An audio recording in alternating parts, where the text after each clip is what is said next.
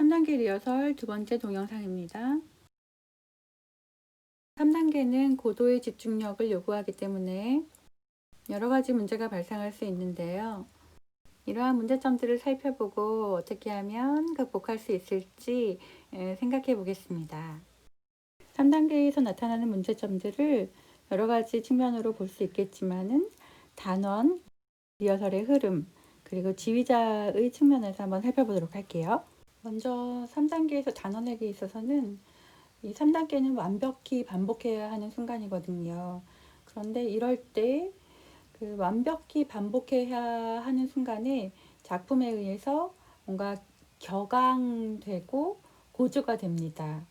그래서 자신의 노래에 집중하는 것이 아니라 자꾸 노래 부르는 자신의 방법보다도 들려지는 것, 어떤 지금 다른 사람의 사운드 혹은 내가 부르고 있는 것에 들려지는 그런 사운드에 집중을 하다 보니 좀 오버하게 되는 거죠. 그러니까 소리가 굉장히 격하게 나올 수밖에 없겠죠.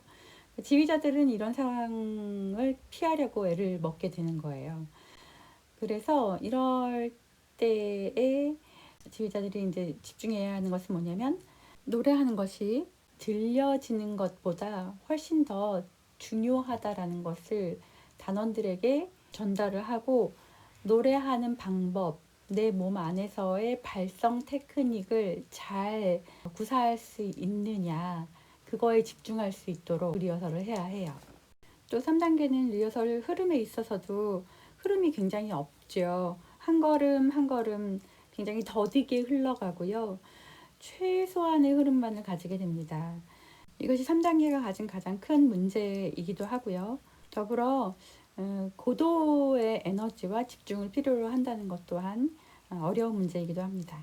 네, 3단계 리허설에서 지휘자가 겪는 어려움은 리허설을 아무리 해도 어느 정도의 에너지를 쓰고 어느 정도의 뭐 변화를 시간을 거쳐도 정확하게 이거를 픽스 시킬 수가 없다는 것이, 또 얼만큼의 시간이 걸릴지 예견하기가 어렵다는 것이 지휘자가 가진 3단계 리허설의 문제점일 것 같습니다.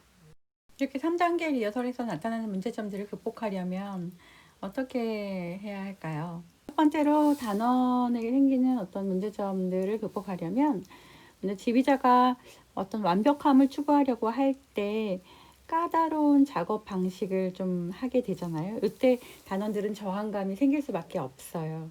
근데 이것은 완전히 자연스러운 현상이고 그것에 대해 지휘자가 그것을 깨뜨리려고 이런 걸 하지 말아야겠다 한다기보다 오히려 이런 완벽함을 추구하는 이런 까다로운 작업 방식을 서서히 옅어지게 하는 거죠. 이런 것들을 서서히 세밀하게 촘촘히 작업을 해가면 점점 그런 작업이 줄어들 거잖아요. 그래서 완성을 향한 세밀한 작업 자체로 매료를 시키면서 곡에 가까워지면 질수록 곡의 작품의 완성도에 완성해 가면 갈수록 그런 작업들이 줄어들겠죠.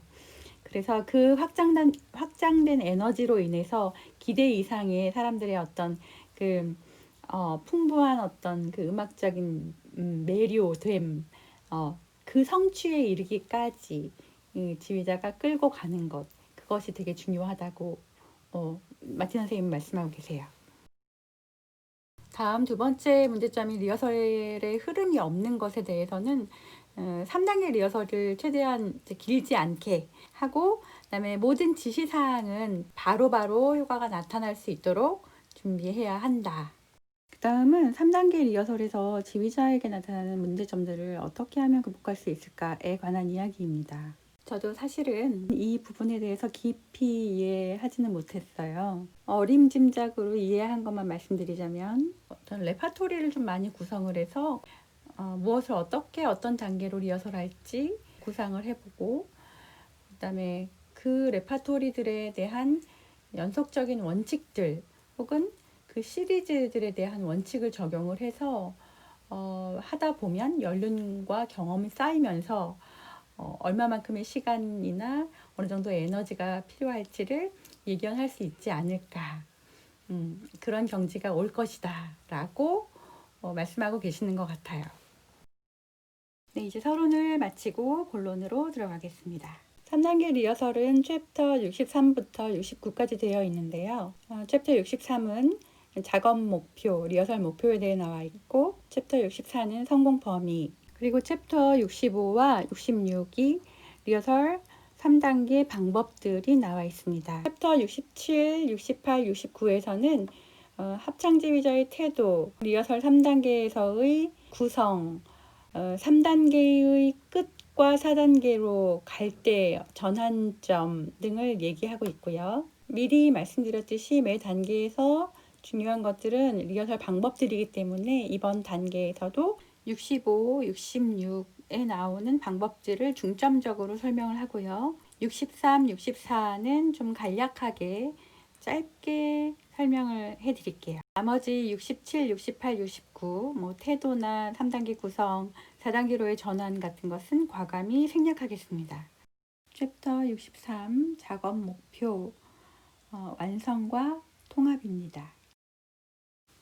3단계에서는 그동안 리허설 해왔던 것들을 더 강화시키고 자세한 형태를 만들면서 구체적이고 기술적으로, 테크닉적으로 작업을 하는 것이 목표입니다. 또 그 다음에 목표로 통합이라고 하는데요. 통합은 우리가 늘상 얘기하던 유니티와 같은 의미고요.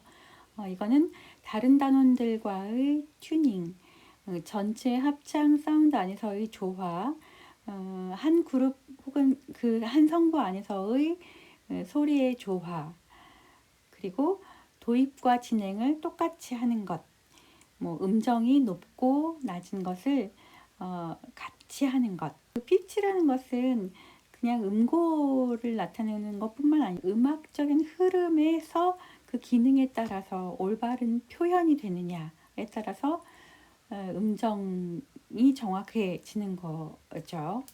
그러니까 다시 말해서 정확한 음정, 정확한 피치는 올바른 아티큘레이션 안에서 그 음이 가진 에너지에 의해 표현이 될 때 비로소 올바른 피치가 나온다라고 말할 수 있는 거예요. 다음은 챕터 64 성공 범위입니다.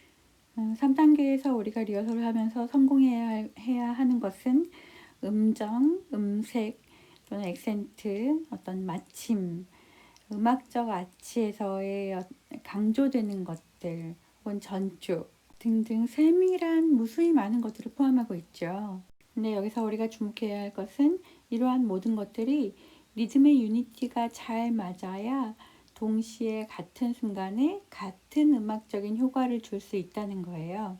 다시 말해 리듬의 유니티가 이루어지지 않으면 위에서 강조하려고 하는 모든 것들을 제대로 해내기 어렵다라는 말입니다. 그럼 리듬의 유니티를 잘 맞추는 리허설을 하려면 어떻게 해야 하나요? 네, 그러니까 가사와 관련된 말이들, 예를 들어서 마지막 T 발음 혹은 S 발음 붙이기, 음절의 소리의 위치 등등 이런 것들을 잘 준비해서 지휘자가 단원들에게 즉각적으로 정확하게 요구하고 발전시켜서 리듬의 유니티가 잘 맞아질 때까지 리허설을 이끌어 나가야 합니다.